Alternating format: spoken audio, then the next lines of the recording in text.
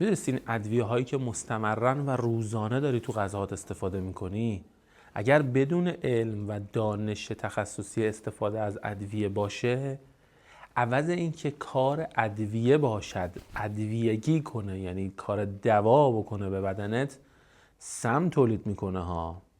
بعد اون وقت همین ادویه‌ای که تو روزانه داری استفاده میکنی همین اندامهای گوارشیت و بعد به تبعش تمام جسمت رو مسموم میکنه و بعد تو درگیر اختلالات و بیماری ها میشی. حالا برو تو فضای درمان. این حقیقتی که میخوام تو این ویدیو بهت بگم باعث میشه تمام آشپزخونت زیر و روشه، یا حداقل اون کابینتی که توش ادویه هست زیر و روشه. انتهای ویدیو یک محلول و یک پودر ضد سم با همین ادویه داخل آشپزخونت بهت معرفی میکنم که در دسترس و درجه یک. اون به کنار، اما خوب به این ویدیو من دقت کن، چون میخوام یه مفهوم بسیار مهم رو در مورد ادویه های داخل آشپزخونه برات تبیین بکنم. ادویه جمع دواست. دوا یعنی دارو، یعنی شما زردچوبه، فلفل، مثلا جوز هندی، نمیدونم آویشن، دارچین، زیره و دیگه انواع اقسام، حالا 2-3 مدل فلفلی که داریم، اینا همه جز ادویه ها حساب میشن، یعنی داروان.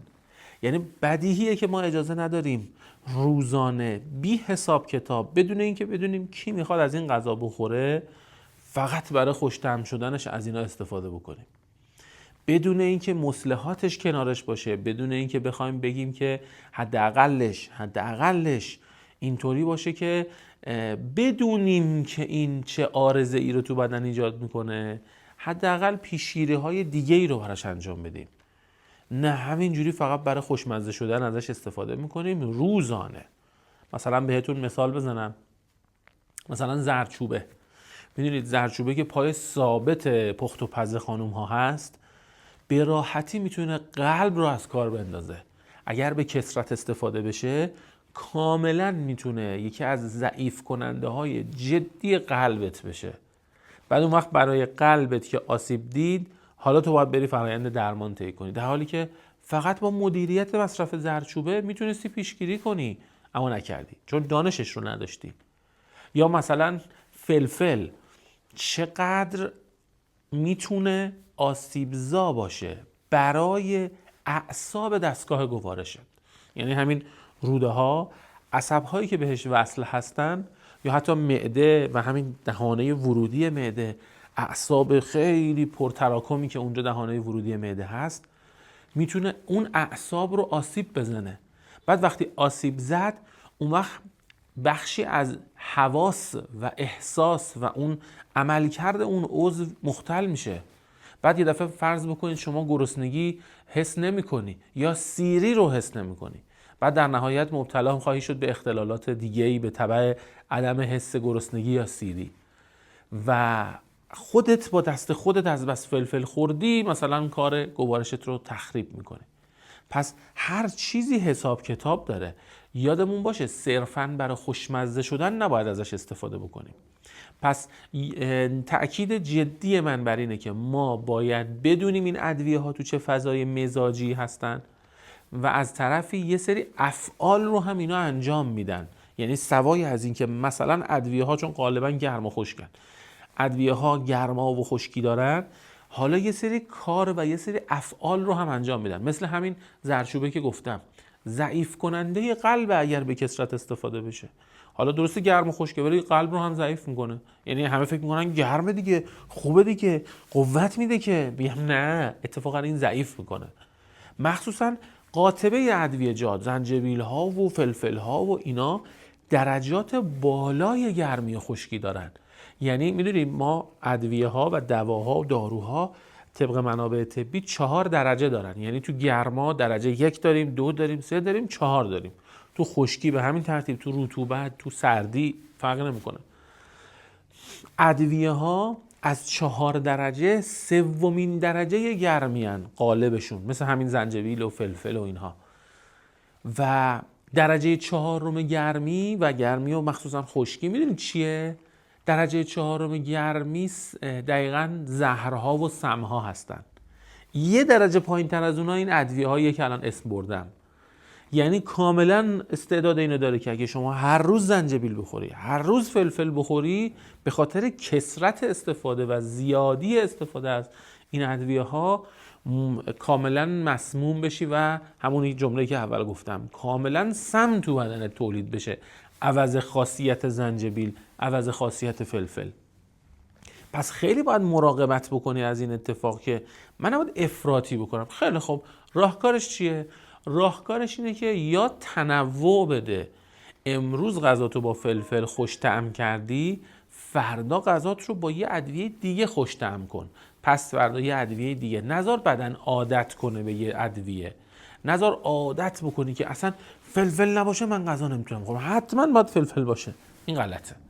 حتما باید بری به این سمت که تنوع بدی به این قواره. یا حداقلش اینه که با یه سرچ ساده توی نت و یا منابع طبی مثلا مخزن الادویه که اصلا اسمش هم روشه، مخزن ادویه هاست، با یه سرچ ساده تو اینها حداقل مصلحات اینها رو بشناسی، یعنی اصلاح کننده عارضه های اینها. وقتی کنار زردچوبه، وقتی کنار فلفل، کنار مثلا فرض بکنین آویشن و زنجبیل و اینها اون دارو، اون ادویه دیگه یا اون ماده خوراکی مصرف بشه، عوارض و آسیب‌هاش رو به حداقل میرسونه و دیگه اون آسیب‌های به قول معروف ماجرادار رو برات به وجود نمیاره. اینا همه مطالعه میخواد، چون یه دونه دوتا هم نیست که من بخوام برای شما مطرح بکنم و هم فکر میکنن که الان مثلا چون زردچوبه گرمیه، اگه زردچوبه رو با ماست بخورم چون این سردیه درست میشه. اصلا این نیست. گاهی مصلح یه گرمی دیگه است. دقت کنید، این خیلی نکته فنی و مهمیه ها. گاهی مصلح یک داروی گرم یه داروی گرم دیگه است.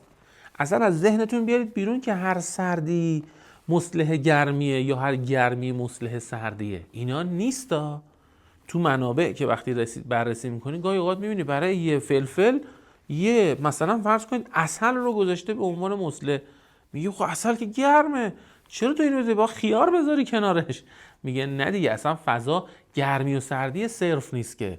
مصلح کارش اصلاح کردنه، نه خنک کردن و یا گرم کردن صرفا.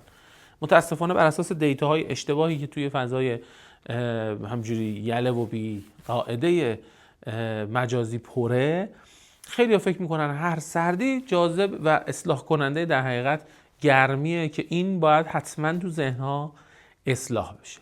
اما اون ترکیب ضد سمی که بهتون گفتم که میشه از توی خونه فراهم کرد برای مسمومیت‌های گوارشی، برای مسمومیت‌هایی که حالا مثلا شخص یه غذای خورده مسموم شده، اول اینکه بهترین کار قی کردنه، یعنی بره انگشت بزنه، مثلا یه شیری خورد، یه معجونی خورده، یه غذایی خورده، یه چیزی خورده، حالا بیرون یا حتی خونه بهش نساخته و حالت تهوع گرفته، حتما بره تلاش بکنه که قی کنه بالا بیاره.